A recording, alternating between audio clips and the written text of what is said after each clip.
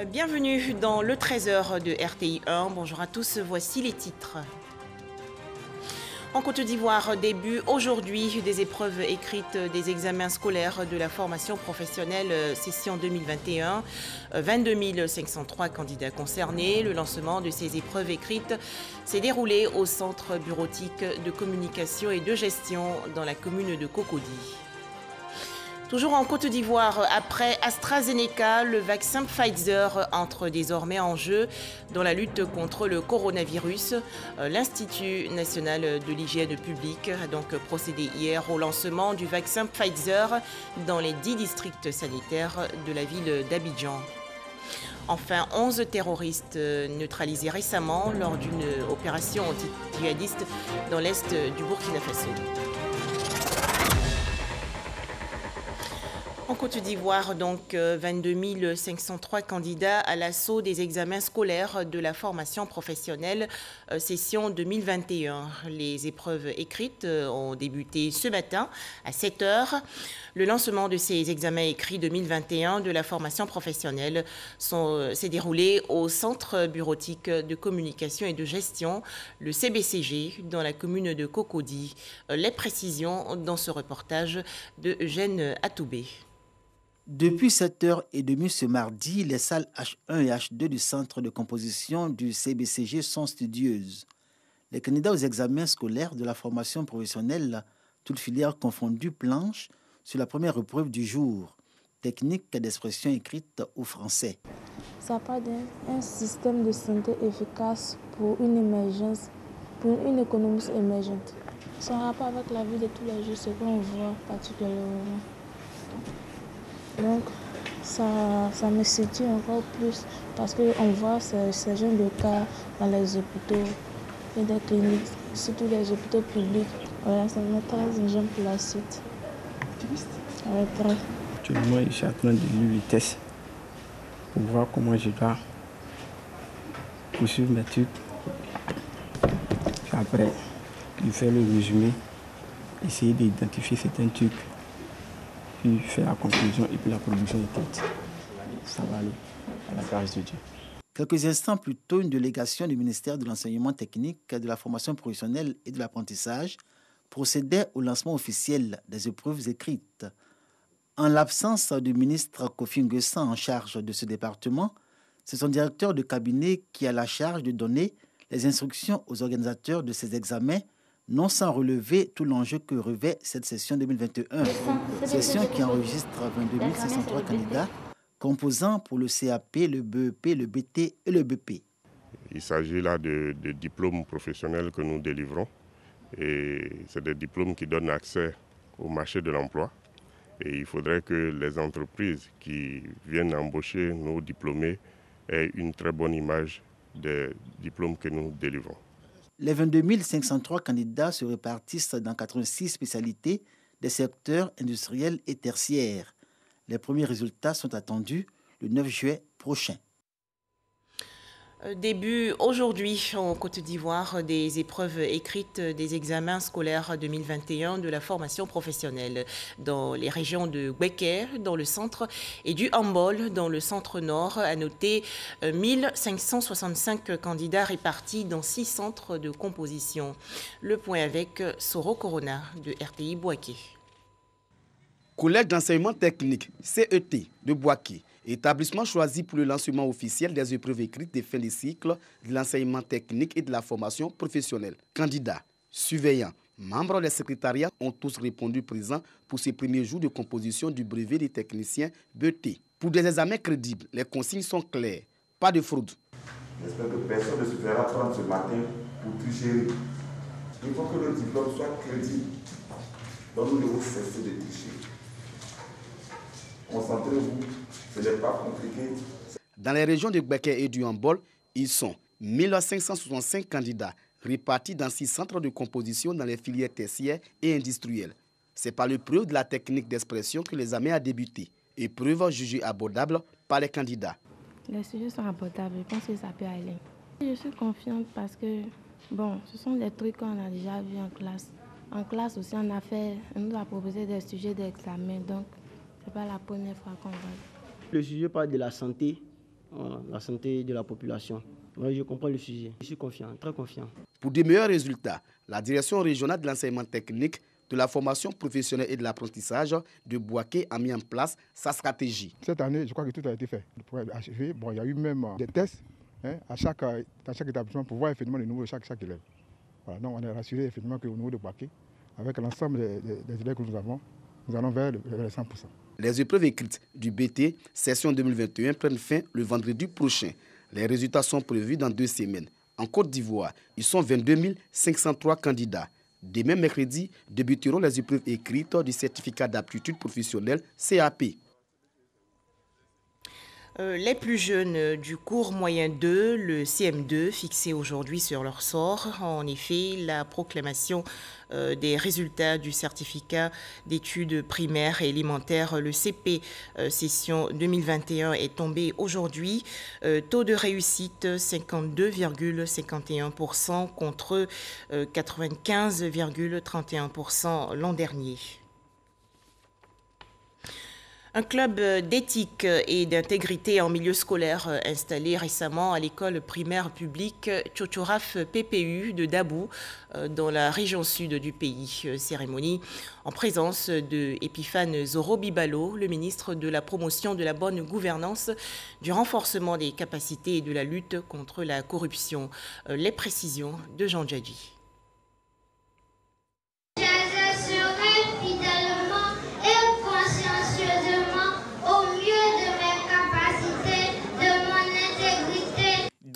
Des meilleurs élèves du groupe scolaire Tchotchoraf PPU de Dabou prêtent serment. Ils sont désormais membres du premier club éthique de la localité installé par le ministre Epiphane Zoro-Bibalo.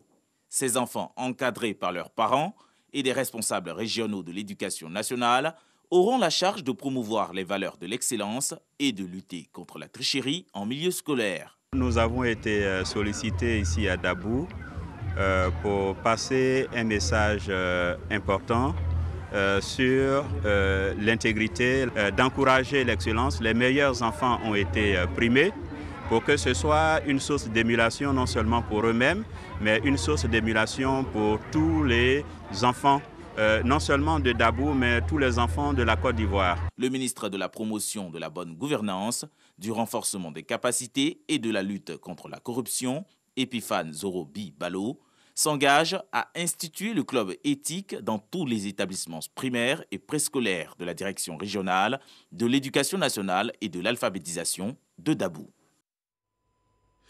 La maladie à coronavirus fait toujours rage dans le monde, alors faisons-nous vacciner et respectons les gestes barrières.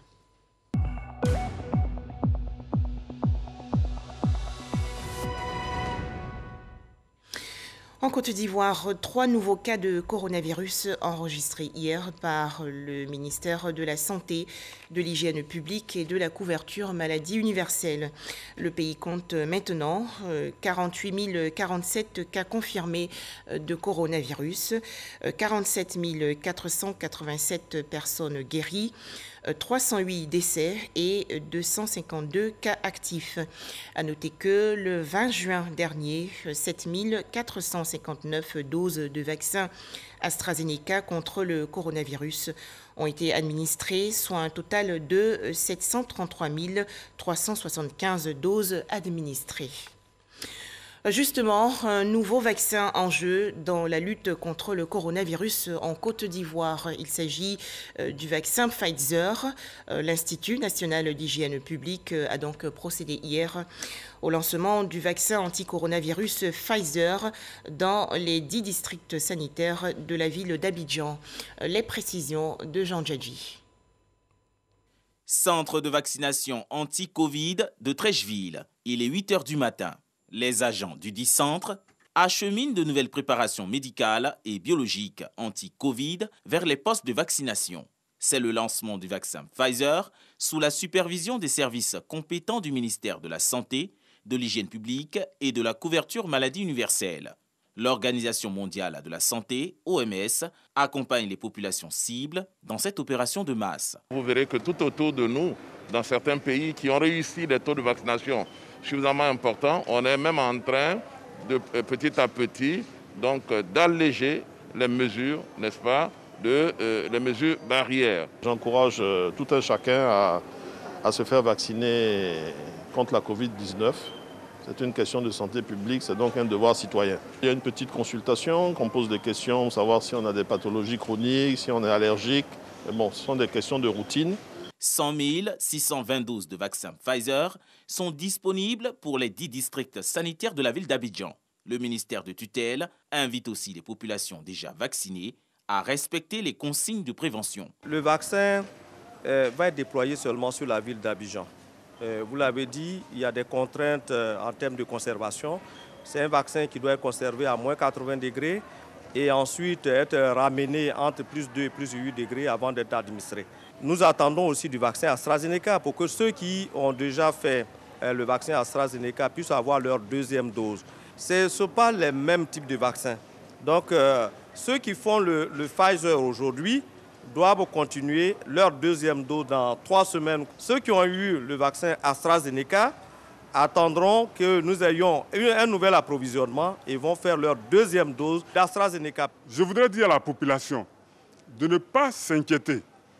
C'est des vaccins qui sont sûrs. Et vous avez vu, avec le vaccin AstraZeneca, nous n'avons pas eu d'effet secondaire qui a entraîné un décès. Le vaccin Pfizer serait efficace à 95% pour prévenir les infections de la Covid-19, selon l'Organisation mondiale de la santé, OMS. Toujours en Côte d'Ivoire, les personnes du 3e âge encouragées à faire du sport régulièrement. C'est un appel du Fonds international pour le développement de la retraite active. Le FIDRA a donc organisé récemment des séances de sport pour les seniors. Le point dans ce reportage de Patricia Etia. Avec les bras vers le haut. Des séances de mise en forme exécutées ici par les personnes du 3e âge pour prévenir la perte d'autonomie chez les seniors et bien vivre son avancée en âge.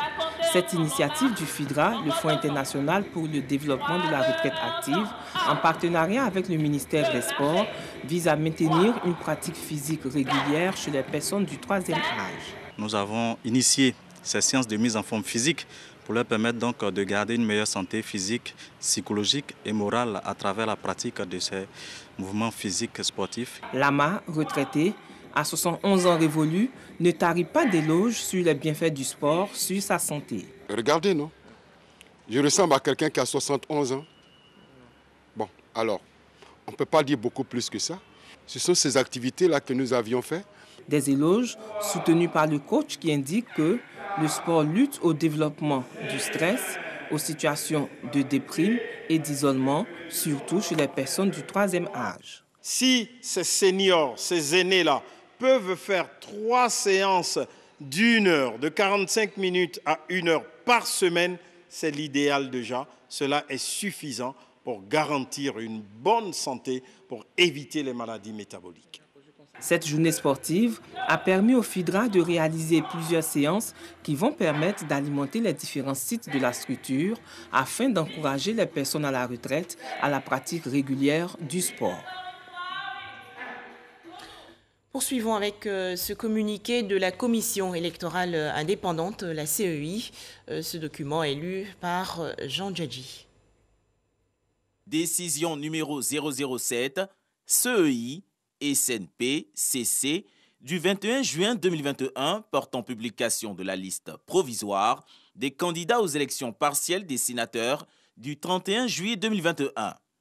La Commission électorale indépendante, CEI, article 1, déclare, conforme aux prescriptions légales, la composition des dossiers de candidature de Déni Akadi Claude, Emele Djaboud Hilaire, candidat dans la circonscription électorale des Grands Ponts, Traoré Drissa, Diaby Vassiriki, Ousmane Silla et Touré Nabi Issouf, candidat dans la circonscription électorale du Kabadougou, Kambiré Sié et Yin Tontoli Ange Patrick, candidat dans la circonscription électorale du Bunkani, Ouattara Ousseni et Kosonu Kwasi Ignace, candidat dans la circonscription électorale du Gontougo, Niézéré Ignace, Baflan Laure et Clé Georges, candidats dans la circonscription électorale de la Nawa.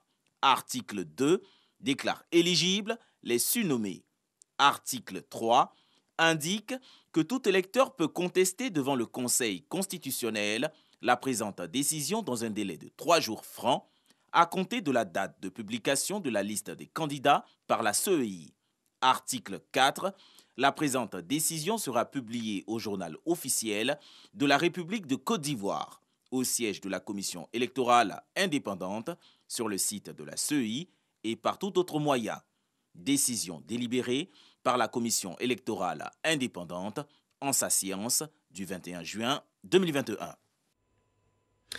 Cette opération consiste à éliminer les déchets chimiques accumulés au fil des expériences réalisées pendant les cours de physique-chimie dans les collèges et lycées de Côte d'Ivoire. C'est une initiative du ministère de l'Environnement et du Développement durable.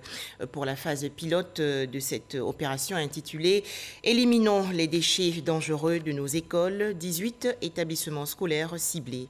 Laure Goretti et Grace Kando. Les laboratoires et ateliers dans les établissements scolaires sont des sources de production de déchets dangereux. Plusieurs stocks de produits chimiques périmés existent dans plusieurs lycées et collèges sans mesure de protection ni de plan de gestion de ces déchets. Pour les éliminer, le ministère de l'Environnement a mis en place un projet de gestion des déchets dangereux en milieu scolaire. Le ministère de l'Environnement et du Développement durable dispose d'une stratégie et d'un plan d'action pour pouvoir gérer les produits chimiques obsolètes. On a trouvé des proviseurs qui étaient démunis, qui ne savaient pas quoi faire de ces déchets. Des déchets qui étaient dans des établissements depuis longtemps, 5 ans, 10 ans, souvent même depuis la création des établissements. Et on s'est rendu compte qu'il y a des établissements qui enfouissaient ces déchets directement dans les établissements, creusaient des trous et mettaient les déchets là-dedans, ce qui n'est pas écologique. Et nous avons constaté aussi des laboratoires scellés, c'est-à-dire des laboratoires qu'on ne pouvait plus utiliser parce qu'il y avait des émanations. Donc pour éviter des dangers pour les enfants, les responsables ont complètement scellé les laboratoires. Le projet porte sur l'identification des établissements scolaires abritant des stocks de produits chimiques périmés, la réduction des stocks de produits dangereux dans les écoles et l'accès à une information de base. Le Collège moderne du Plateau, le Collège moderne de Cocody et le lycée classique sont débarrassés de leurs déchets chimiques. Il s'agit d'un certain nombre d'acides, de bases, de cétones, d'aldéhydes, un certain nombre de produits comme ça qui sont quand même des produits assez dangereux. Depuis quelques années, on avait cherché à se débarrasser de ces produits-là, mais on n'avait pas la possibilité de le faire jusqu'à ce que cette année, vraiment, on vienne, je vais dire, c'est une délivrance, on vienne nous enlever ces produits-là qui sont assez dangereux. 18 établissements sont concernés pour la phase pilote. 7 ont déjà bénéficié de la collecte et de l'incinération de leurs déchets. Un mot à présent sur cet atelier de renforcement des capacités des membres du secrétariat exécutif de la Commission nationale des frontières. Les travaux qui ont porté sur la délimitation des frontières se sont déroulés dans la commune de Cocody. Plus de détails, Laure Goretti et Alexis Ouedraogo. La Côte d'Ivoire veut procéder au tracé, à la définition et à la matérialisation des frontières terrestres avec les pays voisins. Pour imprégner les acteurs de cette opération des structures en charge des frontières, le secrétariat exécutif de la Commission nationale des frontières de Côte d'Ivoire a organisé un atelier de renforcement des capacités sur le sujet. Avec les pays francophones comme le Burkina, le Mali et la Guinée, il y a eu des limites administratives. Il n'y a pas eu de démarcation véritablement, de matérialisation de la frontière. Ils ont simplement, à travers certains documents administratifs, fait des délimitations administratives. Sur la base des limites administratives, nous avons aujourd'hui des cartes. Chaque pays a une carte. Donc il s'agit, pour cette opération de délimitation et de démarcation, aller procéder au tracé des frontières, à la définition des coordonnées, au tracé et à la matérialisation à travers des bornes. Avec les pays anglophones, il s'agira de la réaffirmation matérielle des frontières. Avec le Ghana et le Libéria, les deux puissances colonisatrices, l'Angleterre et la France, à travers des traités, ont déjà délimité, ont déjà matérialisé les frontières. Mais il se trouve qu'avec l'effet du temps, les éléments de matérialisation sont érodés, sont détruits. Il s'agit de partir de documents de ce traité-là, avec les bornes, avec également les coordonnées, de repasser sur ces points de démarcation, ces points de matérialisation pour faire de nouveaux éléments. Pendant 3 jours, les participants apprendront à mieux cerner la problématique de la délimitation et de la démarcation des frontières, ainsi que les modalités de leur mise en œuvre. Avec l'appui de la coopération allemande, nous avons donc les possibilités et les moyens de mettre en œuvre la délimitation et la démarcation des frontières de manière à ce que les frontières ne soient plus des objets de conflit, mais que ce soit des objets de développement à travers la coopération transfrontalière. La Commission nationale des frontières de Côte d'Ivoire est opérationnelle depuis plus d'1 an. Cet atelier intervient après un précédent sur la thématique de la coopération et s'inscrit dans le cadre de l'appui au programme Frontières de l'Union africaine à travers la GIZ. Dans l'actualité également, la journée africaine des frontières. Il s'agit d'informer les acteurs transfrontaliers, les responsables de l'administration et le grand public sur la thématique de la gestion des frontières. En Côte d'Ivoire, cet événement a été officiellement célébré à Doropo, dans le nord-est. Le point dans ce reportage de Clément Boko. Calamon, département de Doropo, au nord-est de la Côte d'Ivoire. Consultation et soins gratuits, vaccination des populations contre la Covid-19, remise de matériel biomédical aux dispensaires, don de 50 tables bancs à l'école primaire, ainsi que la réhabilitation de la pompe hydraulique et de la cantine de l'école. À cela s'ajoute la remise de kits scolaires aux 32 meilleurs élèves de la localité. Pour la commémoration de la 11e journée africaine des frontières, la Commission nationale des frontières de la Côte d'Ivoire, CNFCI, est au contact des populations. C'est un ouf de soulagement pour nous de constater que non seulement l'État a les regards tournés vers notre localité, mais une commission existe qui dorénavant sera au centre des problèmes que vivent les populations qui vivent au long de la frontière. Heureux d'abriter cet événement, les populations de Calamon ont fait du secrétaire exécutif de la CNFCI un notable du village et profité pour présenter quelques doléances. Nous avons seulement 4 forages, une population de 2000 habitants. Aujourd'hui, le village s'étend à près d'1 kilomètre. Imaginez les dernières habitations qui doivent parcourir tous les jours au moins 500 mètres ou 800 mètres pour venir dans les fontaines, les bonnes fontaines pour prendre de l'eau. Donc notre souhait, c'est que l'État puisse nous aider à avoir un château. Je demanderai à l'État de multiplier la construction des écoles dans nos différents villages. Nous avons 21 villages dans la sous-région de Calamon. Et pour ces 21 villages, on a un seul centre de santé. Pour le secrétaire exécutif de la CNFCI, l'État veut, à travers ses actions, renforcer sa présence dans les espaces frontaliers. Calamon est la démonstration que le gouvernement est désormais dans les zones frontalières avec les populations. Elles doivent oublier le sentiment d'abandon qui trottine dans leurs esprits. Le gouvernement est là, à travers la Commission nationale des frontières, pour apporter des solutions à leurs problèmes. La 11e journée africaine des frontières à Calamon a été l'occasion pour le coordonnateur régional de la GIZ, partenaire du projet, d'appeler les populations au vivre ensemble. En Côte d'Ivoire, la célébration de la journée africaine des frontières est à sa 2e édition. Un tout autre sujet à présent, des broyeuses et autres équipements de nettoyage pour 4 associations de femmes de la commune de Mayo, dans le sud-ouest du pays. Ce don de la mairie de Mayo veut encourager l'autonomisation des femmes et lutter contre la pauvreté dans la région de l'Anawa. Jean Djadji. Des broyeuses, des seaux, des cuvettes et d'autres matériels de nettoyage offerts aux femmes issues de coopératives de la commune de Mayo. Ces dons d'une valeur de 14 millions de francs CFA visent à aider ces commerçantes et paysannes de la localité à se prendre en charge et à développer des activités génératrices de revenus. Une action initiée par le maire de la circonscription, Laure Bafland-Donvaï.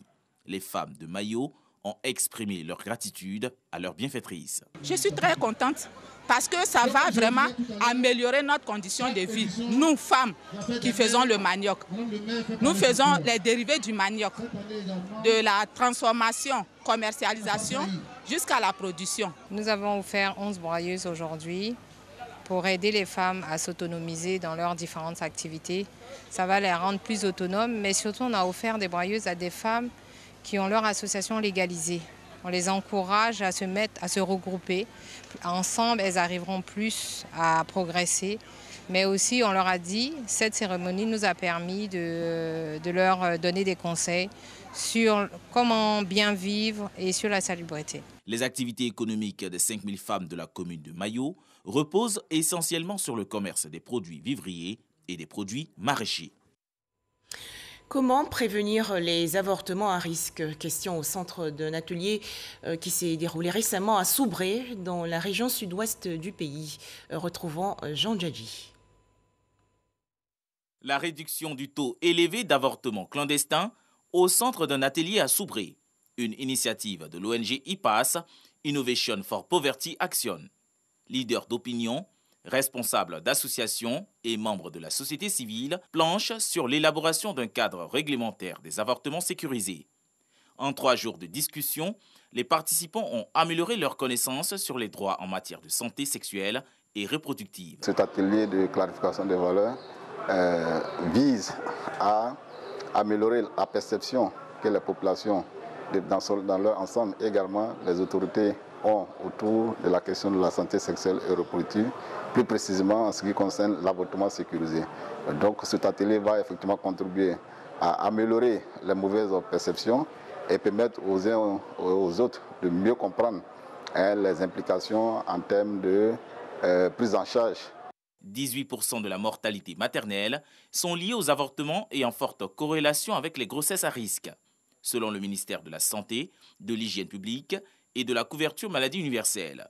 Le taux de mortalité maternelle est passé de 614 décès pour 100 000 naissances vivantes en 2012 à 645 décès en 2015.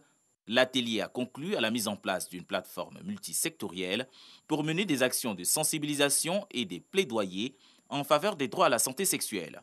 Nous ne voulons plus de ça.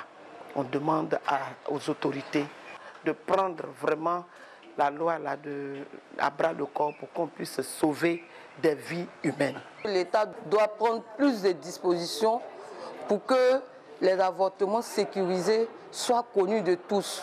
Nous aussi, à notre niveau, nous apporterons les informations là où cela doit être apporté. Des actions ont été identifiées pour faire progresser la domestication du protocole de Maputo. Toujours en Côte d'Ivoire, le renouvellement des instances du Conseil national de jeunesse. Le comité d'organisation pour la convention du CNJ a été installé il y a quelques jours par le ministre Mamadou Touré. Le point, Didier Nguessan. Les 6 000 organisations de jeunesse que compte la Côte d'Ivoire renouvellent leurs instances. Le nouveau président du Conseil national de jeunesse de Côte d'Ivoire sera connu le 31 juillet prochain à l'issue d'une convention nationale. Mais avant, il faut élire les 125 délégués départementaux prévus du 3 au 24 juillet. Ces derniers feront ensuite acte de candidature pour l'élection nationale. Le ministre de la Promotion de la Jeunesse, de l'Insertion professionnelle et du Service civique a installé le comité d'organisation pour la Convention. Mamadou Touré insiste sur l'indépendance du comité et la transparence du processus. Un tel processus entraîne beaucoup d'engouement et j'ai souhaité que les équipes qui ont été mises en place travaillent donc avec beaucoup de rigueur, avec beaucoup de sérieux, et qu'on ait un processus électoral qui soit totalement transparent et qu'à l'issue de ce processus, le président national des jeunes qui serait élu ait la légitimité donc, nécessaire pour gérer les intérêts donc, de l'ensemble des jeunes de Côte d'Ivoire. Le mandat du bureau actuel du Conseil national des jeunes est arrivé à expiration depuis le 3 février dernier. Direction Yopougon, commune du district d'Abidjan, pour revivre le lancement de la première édition d'un tournoi de Maracana. C'est une initiative de la plateforme de jeunesse We Love Yopougon. Pour en parler, Astou Touré. Les membres de la plateforme We Love Yopougon ont décidé de formaliser leur union autour d'un tournoi de Maracana. Cette plateforme, qui jusque-là n'existait que sur les réseaux sociaux, veut promouvoir les valeurs de paix, d'union et de fraternité. Cette première édition a pour thème « Stop à l'incivisme sur la route ». On a remarqué que les accidents de la circulation sont devenus très récurrents. Donc on veut accompagner le ministère des Transports dans sa lutte contre l'incivisme sur la route. Le ministère des Transports également sera présent pour sensibiliser les populations sur l'incivisme sur nos routes pendant le festival et avant de donner le top départ du grand marathon. 32 équipes sont attendues et le tournoi se tiendra du 26 juin au 8 août 2021. Enfin, en image, l'actualité hors de chez nous. 11 djihadistes ont été tués et 3 bases terroristes détruites entre le 14 et le 16 juin dernier lors d'une opération anti-djihadiste dans la région est du Burkina Faso. Annonce faite hier par l'armée burkinabé. Et c'est la fin de ce journal. Merci de nous avoir suivis.